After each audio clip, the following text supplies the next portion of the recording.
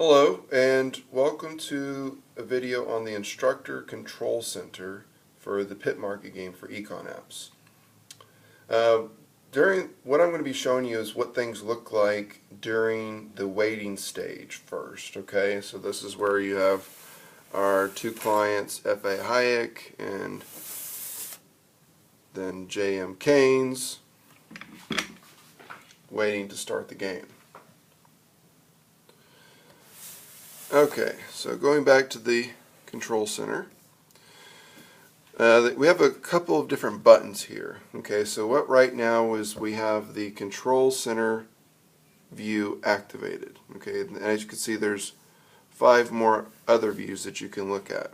Okay. Now, if we want to just play the game with the default settings, you can see the default settings on the Game Settings tab. Okay. And as you can see, we have the buyer's widget values and the seller's widget values shown here. Let me just get this a little bit closer so you guys can see that. So here's the buyer settings, and you can change those as you like in between rounds. And you can actually increase them.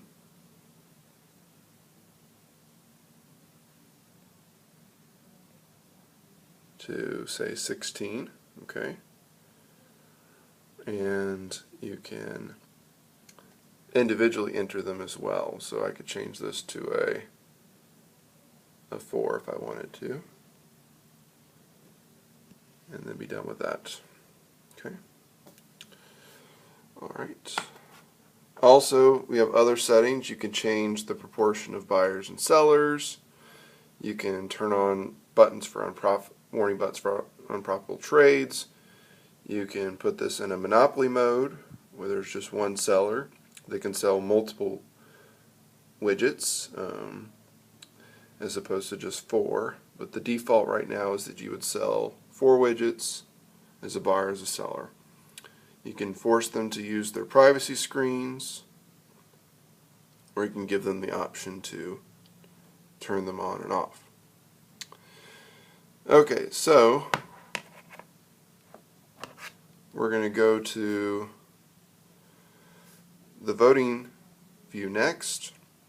Okay, and to access these settings, you just tap the voting button there, and you would basically change the view on the control center at this point, because it would say start voting round as opposed to non-voting round. Okay.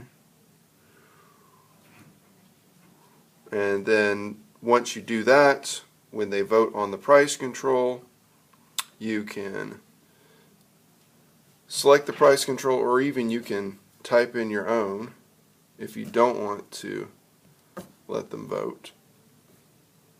But it will still kind of queue that, and you can set it as a price floor.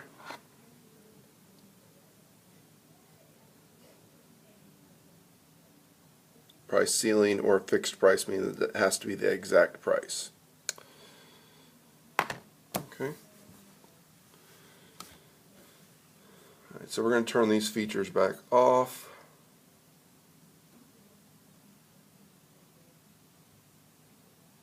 And go to users. Here we have our users, and we can even, if we want to, switch the roles. We can make F.A. Hayek a buyer and John Keynes a seller. Okay. And then we can look at round info, and before you start a round, you're not going to see anything. And so once the first round started, it will load their information. And then we can load a scatter plot. Now, if we tap the settings button,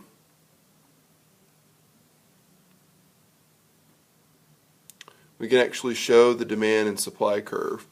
So you can preview the demand and supply curve before you start the first round. Okay. But if you're going to show this to students, you want to hide those so that way they can't see it. Okay. Alright, so let's start a round. Okay, so once we start a round, hit the non-voting round, and the screens are loaded, and so I'm just going to have them trade one widget. Okay, so that'll be for another video, but what I'm going to do is just quickly trade a widget for $10 so you can see how that would happen on the scatter plot.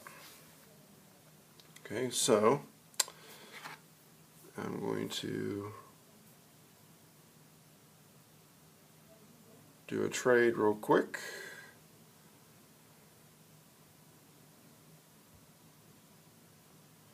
And as you can see, we have a trade on the scatter plot for 10.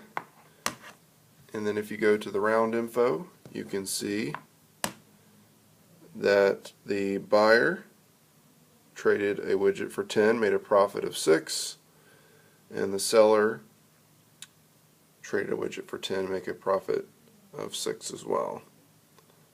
Okay.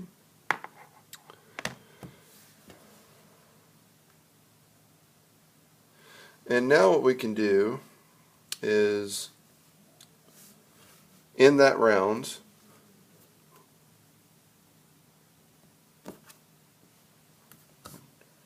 which puts them on the waiting screen, but now that we've actually generated some data, we can email the results, and what you'll see is a nice CSV file that you can email to anyone. And the key thing that you have to remember to do is to make sure that whatever iPad you're using for the instructor, you have an email account set up. Okay, so I'm just going to email this to myself and send. Okay. Alright, so if you want to finish the game, you can finish the game, or you can just hit the home button, whatever you prefer. It says thank you for using EconApps, and it tells the clients who developed the app. Okay. Alright, so that's Pit Market.